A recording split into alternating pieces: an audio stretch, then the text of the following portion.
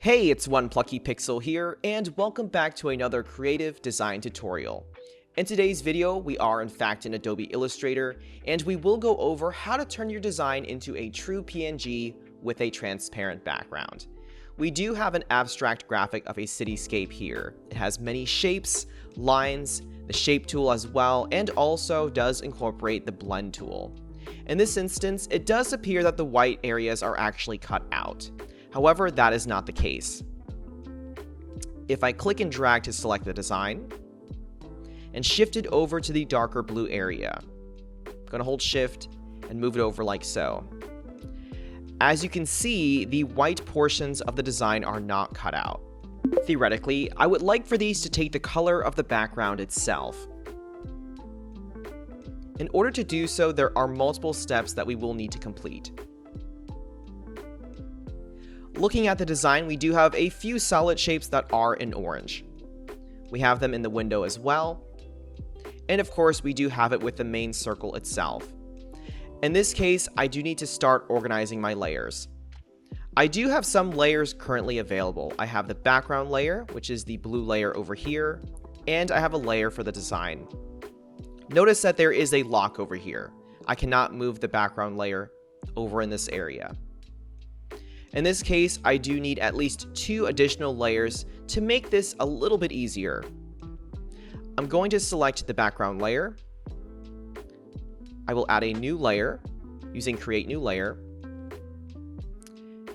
I will name this Circle. I'm going to select the circle, just using the regular selection tool. And as you can see, it's currently in the design layer. To move this, all I have to do is click and hold on the little square indicator over here. You will click and hold, and then drag it into the circle layer like so. And upon releasing my mouse, it is now moved to a separate layer. I can then lock that layer for the time being, so it does not move. Additionally, we do have one more layer. I'm going to select the design layer, create a new layer, and I will name this Details. The details will actually be all the areas that are in orange. In this case, the windows, and also the line work on this skyscraper. Now, to select these objects, what I can do is actually do this. I'm going to just use the regular selection tool that's currently active, the one over here like so. I'm going to click on one of the stripes on the building. I'm just going to hold shift with my keyboard and now continue to select all the other objects. From here, I navigate back to my layer panel. I'm going to select the vivid colored square once more, click and hold, and shift it into the next layer. That is how you move objects between layers. Now the first step is complete. At this point, what I want to do is turn everything on this layer into shapes. All of these squares are actually shapes as they are. However, these lines are not. To do so, navigate to Object, Expand Appearance. Now, unfortunately, this is often a step that you'll have to do more than once. You'll notice that the squares are actively shapes as they were before, but the lines have not converted just yet. To do so, I just return to Object and Expand. You want to ensure that Fill and Stroke are selected, and then select OK. And at this point, these are all shapes. Now, the next step is to create a compound path. This will unite all of the objects.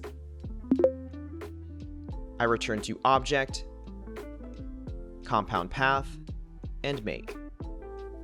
And just like that, we now have a compound path containing all of these objects. Therefore, if we select any bit of this, square, a stripe for example, this is now a compound path. Now, at this point, I'm going to hide this layer. So all we have left are all of the white lines and shapes throughout. We're going to use a very similar process,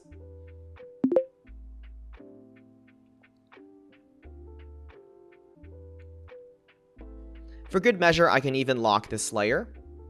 So we're just focusing on all of the white shapes and lines once more. I'm going to use the regular selection tool over here. I'm going to click and drag and select all of these shapes and lines in white. I then go back to Object, Expand, and select OK. Once more, we do have some additional lines that are still intact. These are actually made with the Blend tool. These often require one more level of expansion, so once more, Object, Expand, and select OK. And at this point, we do have full shapes throughout. Now, some of these shapes are actually connected. We can actually use the Pathfinder over here and select Unite. Additionally, we can create a compound path under Object, Compound Path, and Make. Now, at this point, we can cut out our design. We did unify connecting objects with the Unite tool within the Pathfinder, and although the stars are separate from these graphics down here, they are still grouped with the compound path. In this case, we return to our Layers panel. I'm going to now unlock the circle. I'm going to click and drag to select the circle and the compound path containing the skyscraper and stars. From here, I navigate to my Pathfinder, and I will select -front. And in doing so, the design is now properly cut out, just like that. Returning to my layers, I can then unlock the details and turn them back on. Now, zooming out, I can then select all objects at once. I can return to Pathfinder and select Unite. And just like that, our design is now complete. I'm going to zoom out once more so we can take a better look. And as you can see, as we click on the design, I'm going to hold Shift and move it over like so. It is now fully transparent, just like that. Now, at this point, I do want to demonstrate the final result of this process. I will go to Document Setup, Edit Artboards, and I want to create another artboard over here. So I'll do Add Artboard with New Artboard, and I will change my dimensions to 250 and 250. Just like that. I'm going to use the regular selection tool, select my design, I'm going to hold Alt and move it over like so. At this point, I'm going to make a few quick adjustments to the design prior to export. I'm going to select the design over here, hold Alt and Shift, and scale it up accordingly. Right about there is good. I can also correct the alignments. I want to ensure that I have Align to Artboard selected. I will then align horizontally and align vertically. And just like that, we are set. From here, I go to File, Export, Save for Web.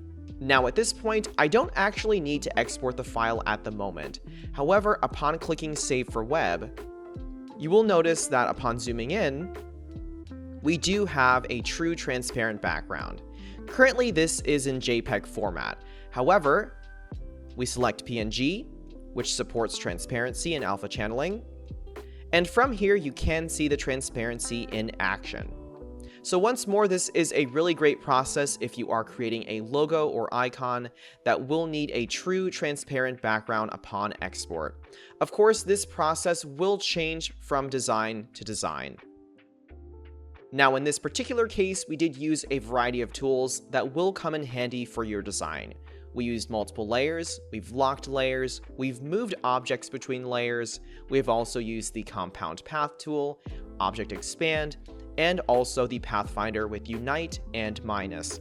Of course, if you have any questions, please feel free to reach out in the comments, and I hope to see you in the next tutorial. Once more, thanks again for watching.